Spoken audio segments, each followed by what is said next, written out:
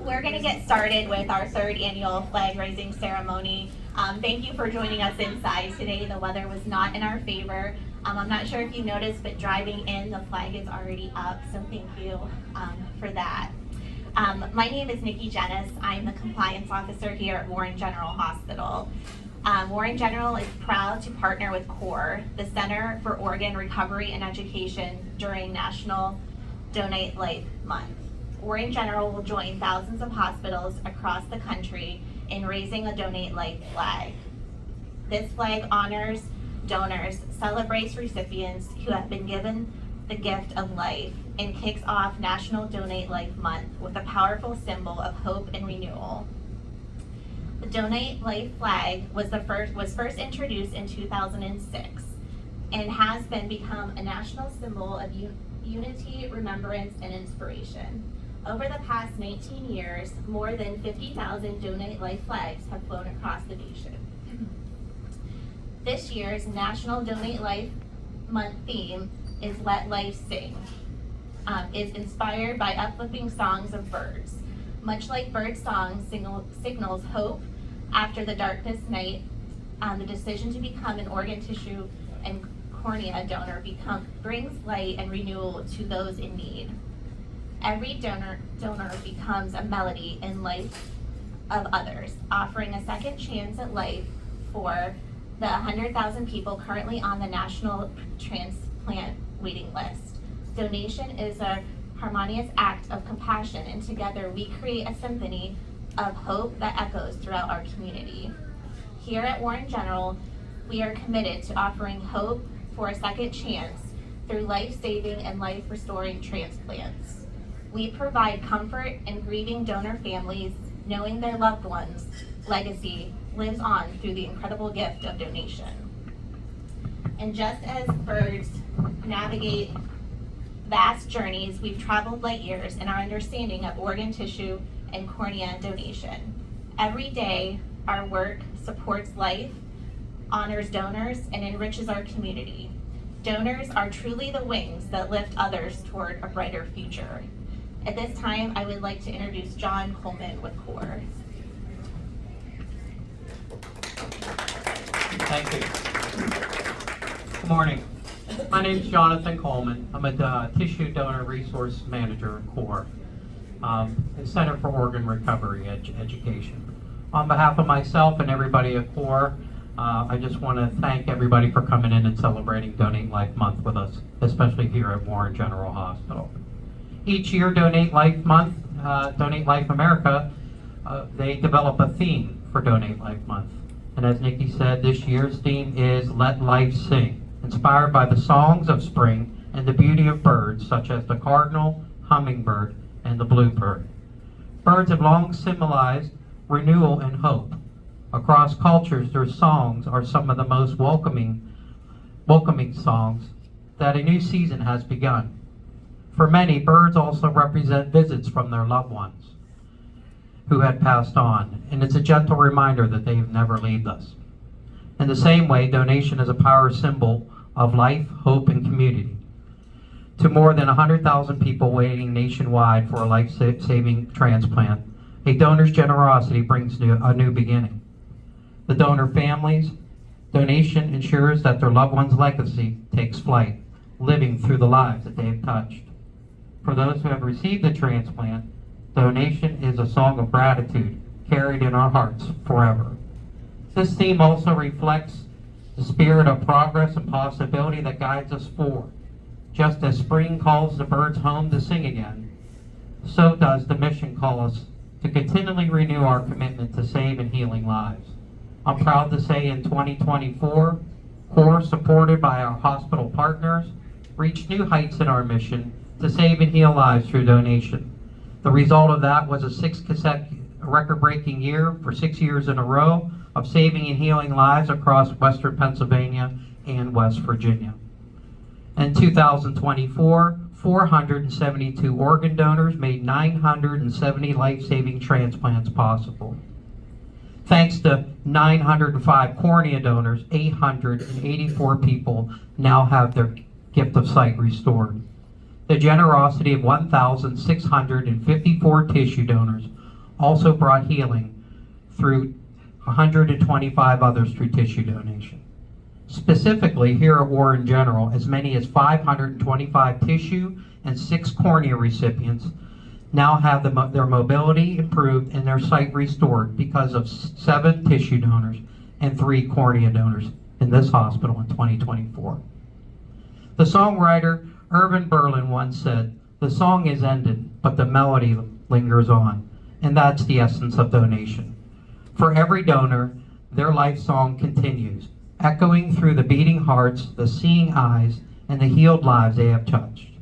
Here in this hospital, that melody still plays on, in the compassion of the care teams, in the courage of the families who say yes, and the second chances made possible each day. To Warren General Hospital's team, the dedicated physicians and nurses, and to anybody who played a role, thank you. To the leadership team, including Rick Allen, Dr. Keith Price, and Nikki Gias, thank you. Together, we prove that the future sings with hope. May the songs of donation, the voices of the donors, the donor families, and all who support the cause resound not just in April, but all year long. Thank you. I want to introduce now Jim and Barb to share their story.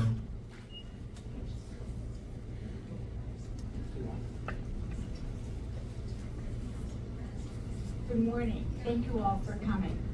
I'm honored to be speaking to you today. I thought of becoming an organ donor many times, it crossed my mind, but not realizing that one day I would become an organ recipient. I am the recipient of 2 corneal eye transplants. The late Dr. Andy Kimmerline diagnosed me with Fuchs' disease, a hereditary disease which affects the corneas. Fortunately, at the time, I had no symptoms and was not aware of the disease. As time passed, corneal transplants would be necessary. My transplants were performed in 2016 and one in 2017. Thanks to a donor, I can see the world more clearly. Every other year, many donor families and recipients attend the Transplant Games of America. Last July, I attended the games in Birmingham, Alabama, as a member of Team Alleghenies of Pittsburgh. I participated in the 5K and won a silver medal, which surprised me in the 100-degree heat. This August, the World Transplant Games are held in Germany. I leave you with this thought. To the world, you may be one person, but to one person, you may be the world.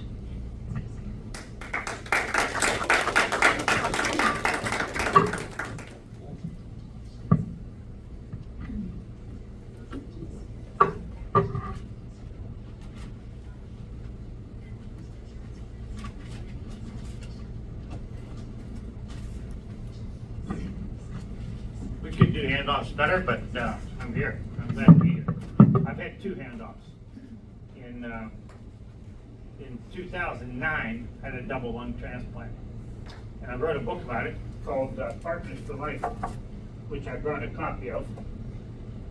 Talks about my story going through the ordeal of having pulmonary fibrosis, which is a deadly disease. There's no cure for that disease then, and there's no cure now. And so it tells the story about how I got through it, but most importantly, it tells the story about my organ donor. My organ donor was a very passionate nurse from the state of Kansas.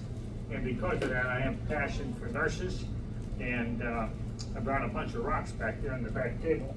If you'd like to take one, that's what these are. And there's a little story in the back that you can place these at different places to increase awareness of organ donation. These are done by an artistic kidney recipient from Baltimore who has made thousands of these rocks. And so I brought some of those that you'd like to have there. I'll give this over here so you can keep it for the nurses and anyone else who would like to read it. And you know, pulmonary fibrosis is a disease that literally takes your breath away. I was on oxygen.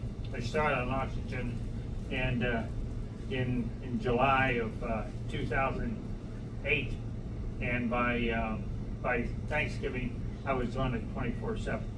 And taking showers, whatever I was doing, I couldn't run out of oxygen. And I had lines all over the house to accommodate that. But I realized that the only opportunity for me to survive was to get a transplant.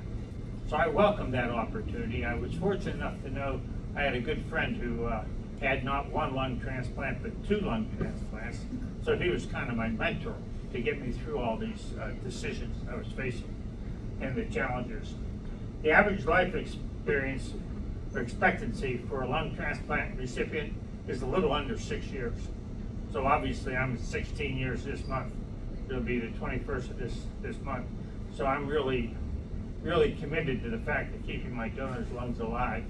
And that really comes from the part that I had a lot of great partners, from my surgeon who wrote a foreword in my book to a lot of nurses that helped me.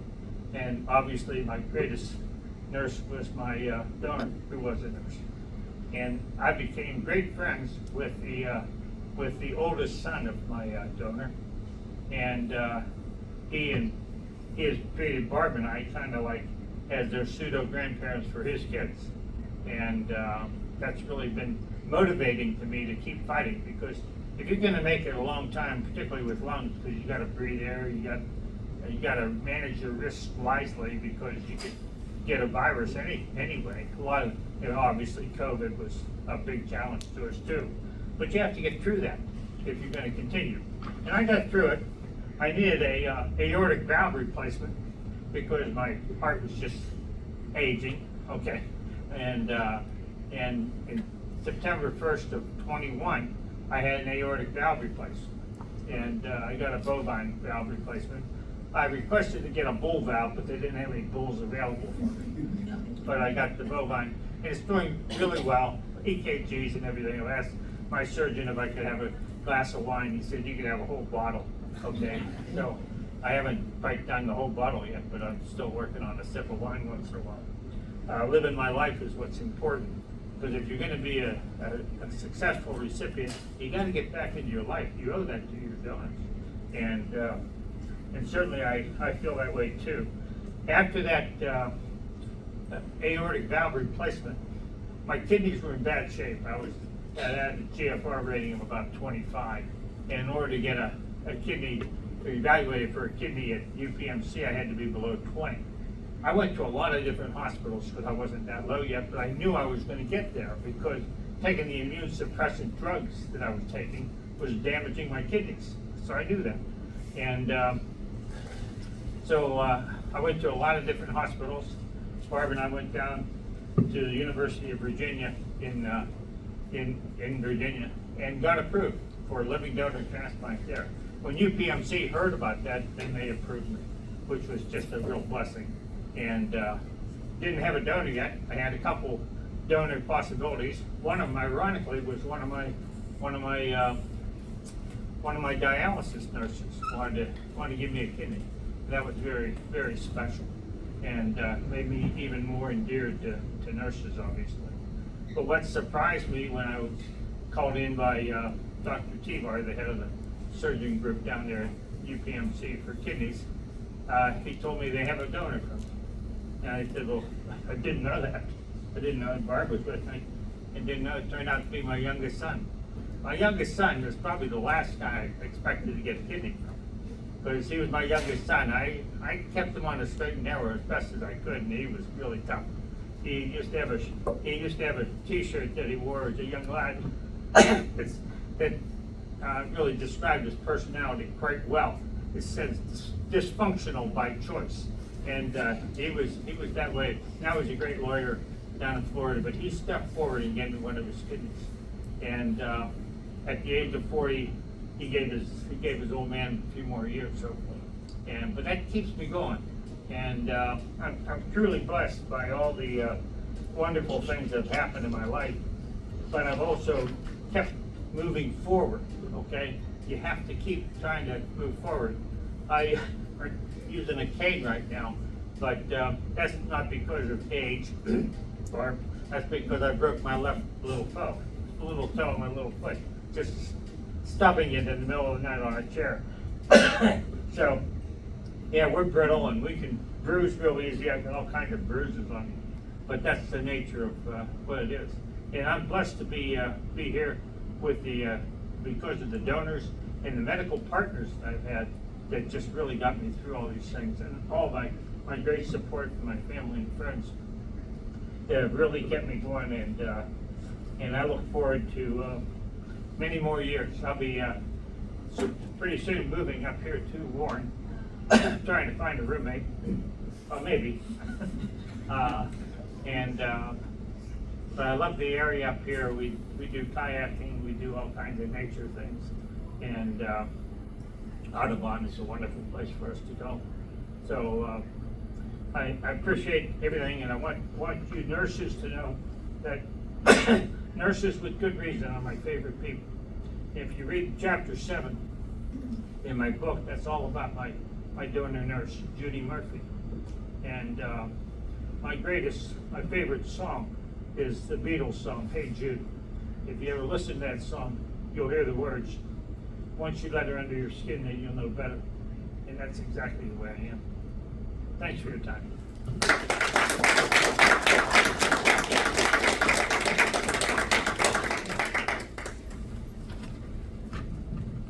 Thank you, Jim and Barb, for sharing your story. As we leave here today, I encourage each of you to continue being part of this life-saving and healing journey. Champion the Donate Life cause by helping to inspire others to sign up as an organ, tissue, and cornea donors. Speak to at least one person this month about the importance of donation. If they're not already signed up, encourage them to take this life-changing step at org.com/register. Remind them to share their decision with their loved ones. Thank you for your continued dedication to promote organ, tissue, cornea donation. Your presence today shows your commitment to this cause, not just in April, but to every day of this year. I want to thank everyone for coming, and if we could, everyone gather up here for a group picture, if you will. Thank you.